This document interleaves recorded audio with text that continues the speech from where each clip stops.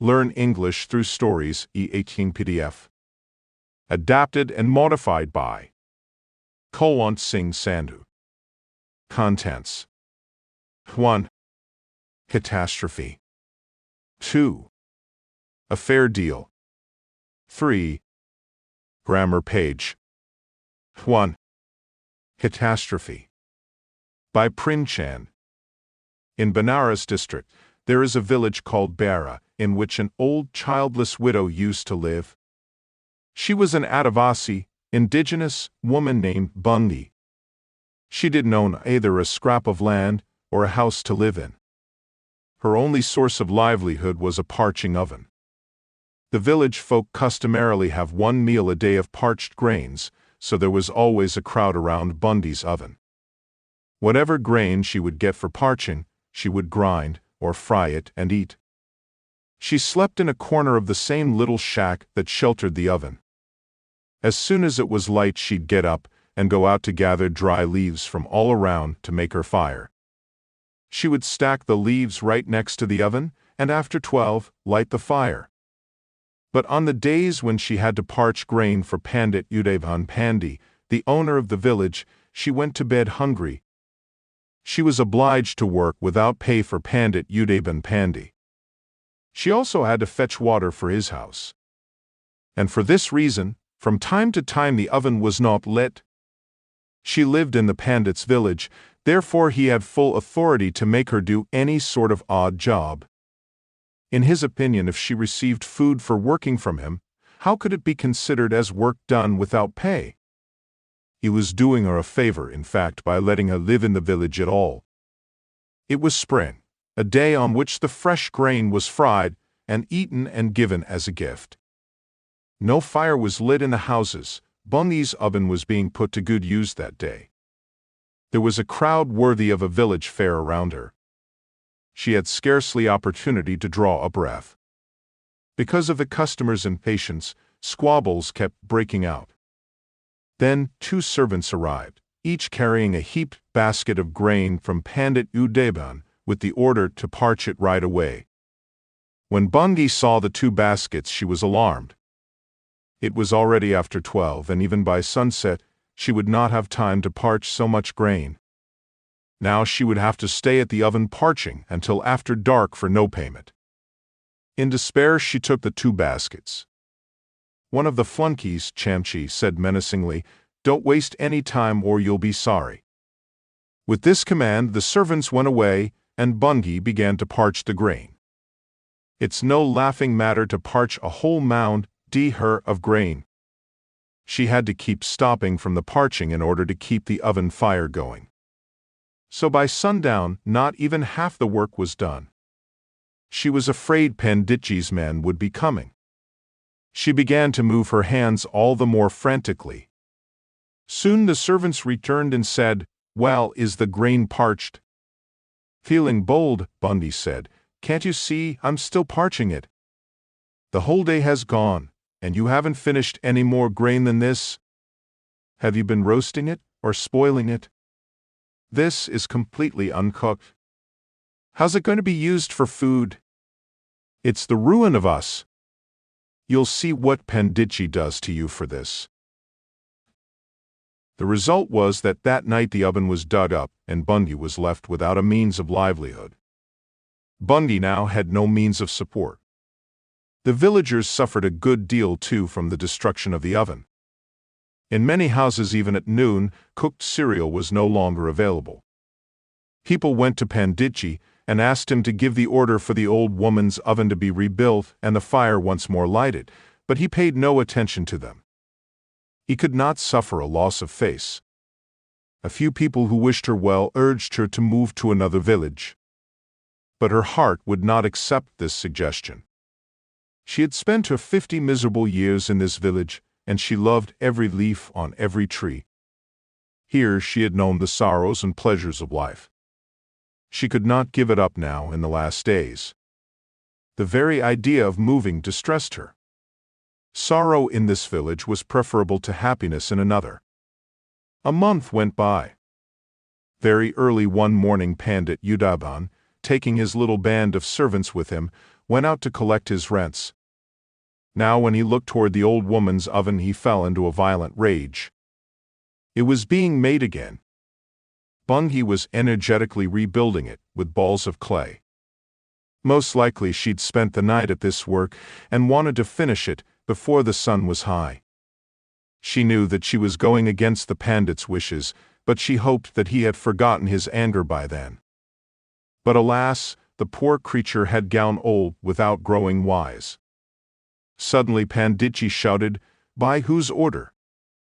Bewildered, Bungie saw that he was standing before her. He demanded once again, "By whose order are you building it?" In a flight she said, "Everybody said I should build it, and so I'm building it. I'll have it smashed again." With this he kicked the oven, the wet clay collapsed in a heap. He kicked at the trough again, but she ran in front of it and took the kick in her side. Rubbing her ribs, she said, "Maharaj, you're not afraid of anybody, but you ought to fear God. What good does it do you to ruin me like this? Do you think gold is going to grow out of this small piece of land? For your own good, I'm telling you. Don't torment poor people, don't be the death of me." "You're not going to build any oven here again," said Panditji. "If don't make it, how am I going to be able to eat?" said the poor woman. "I'm not responsible for your belly," shouted Panditji. "But if I do nothing except chores for you, where will I go for food?" cried Bungie.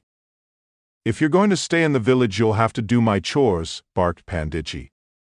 "I'll do them when I've built my over. I can't do your work just for the sake of staying in the village," said Bungie. "Then don't. Just get out of the village," said Panditji.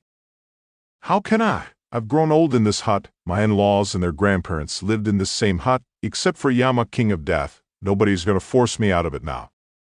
"Excellent. Now you're quoting scripture," Pandit Udaban said. "If you'd worked hard, I might have let you stay, but after this I won't rest until I've had you thrown out." To his attendants he said, "Go get a pile of leaves right away and set fire to the whole thing. We'll show her how to make an oven." In a moment there was a tremendous racket. The names leapt towards the sky, the blaze spread wildly in all directions till the villagers came clustering around this mountain of fire. Hopelessly, Bungie stood by her oven, watching the conflagration. Suddenly, with a violent dash, she hurled herself into the names. They came running from everywhere, but no one had the courage to go into the mouth of the blaze. In a matter of seconds, her withered body was completely consumed. At that moment, the wind rose with a gust. The liberated flames began to race toward the east.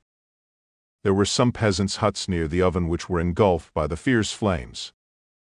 Fed in this way, the blaze spread even further. Panditji's barn was in its path, and it pounced upon it. By now the whole village was in a panic. They began to band together to put out the fire, but the sprinkle of water acted like oil on it, and the flames kept mounting higher. Pandit Udaban's splendid mansion was swallowed up. While he watched, it tossed like a ship amid wild waves and disappeared in the sea of fire. The sound of lamentation that broke out amidst the ashes was even more pitiful than Bungie's grievous cries. 2. A fair deal. By Sudhamurti. Himakar and Sitapati were two young men living in neighboring villages. Once a fair was being held nearby, and they set off from their homes hoping to do some business there. Himakar filled his sack with some cheap cotton, overlaid it with a layer of fine wool, and, slinging the sack over his shoulder, set off for the fair. Sitapati too collected wild leaves from some bushes, put a layer of fine betel leaves on top, and made his way to the fair. On the way, both stopped to rest under a big tree and got talking. "I have the finest wool in my sack, they come from the most special sheep," boasted Himakar. "I have the best betel leaves in my sack, they are so soft they melt in your mouth. Usually I don't sell them, but this time I need the money, so I am going to the fair to sell them, without telling anyone," said Sitapati. Quickly the two crooks struck a deal. They would exchange their goods, and since wool was more expensive, Sitapati would pay Himakar an extra rupee. But Sitapati had no money on him. So after agreeing to pay Himakar the rupee later, the two made their way home, secretly laughing at the other's folly. However, it did not take long for them to discover that they had been duped. The very next day, Himakar landed up at Sitapati's door and yelled, "You cheat, give me my rupee at least." Sitapati was drawing muddy water from his well, and was unperturbed by Himakar's words. "Of course I will pay," he said. "But first help me find the treasure lying at the bottom of this well. If we find it, we can divide it." Both were soon hard at work, and there was no more talk of wool or betel leaves. Himakar went inside the well where he would fill with muddy water the bucket Sitapati lowered to him. Sitapati would then pull it up. With each bucket Sitapati pulled up he exclaimed, "Oh, no treasure here, try again." This went on for a few hours. It started getting dark and Himakar realized that Sitapati was using him as free labor to clean his well. There was no treasure. He was sure that if he stayed much longer, Sitapati would abandon him and the well for good. So he gave a loud shout, "Here is the treasure, watch out, it is heavy." Sitapati was amazed that there really was treasure hidden in the well.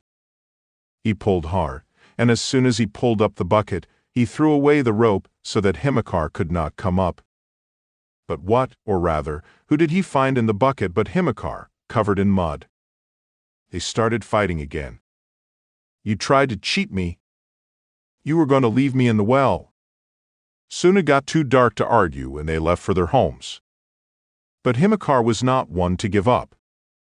He arrived at Sitapati's house after a few days, demanding his 1 rupee. Sitapati saw him coming and told his wife, "I will pretend to be dead. You start crying loudly, Himakar will then have to give up trying to get the money from me." But Himakar was clever. As soon as he heard Sitapati's wife wailing, he understood the trick being played on him and rushed out to gather the villagers. "My friend has died," he shouted. "Let's take his body for cremation." Sitapati's wife got scared. "No, no, go away, I will arrange for the cremation myself," she said. But the villagers thought she was too grief-stricken to know what she was saying and carried Sitapati to the cremation ground. There Himakar told the villagers, "It is getting dark, we cannot burn the body now, you go home and come in the morning, I will watch over him in the night." As soon as the villagers had gone, Himakar said to Sitapati, "Stop pretending now, get up and give me my money." As they were fighting, a gang of thieves came to divide their loot in leisure at the cremation ground. They saw one person sitting on a pyre and another standing next to him. Both were arguing loudly. Thinking them to be ghosts, the thieves dropped their bag of stolen goods and fled at top speed. The two heard the commotion and saw the bag full of gold and silver ornaments lying on the ground. Quickly they divided it up between themselves. Himakar made sure he got an extra gold coin for the rupee that was due to him, and the two men made their way back to their homes, the account settled at last. 3. Grammar page. This article was converted for free by the courtesy of Audio Read. If you enjoy the service, please consider upgrading your plan to listen to up to 500,000 words per article. Simply go to audioread.com/ad and you'll see the upgrade option. Your support helps us keep making the service better. Thank you.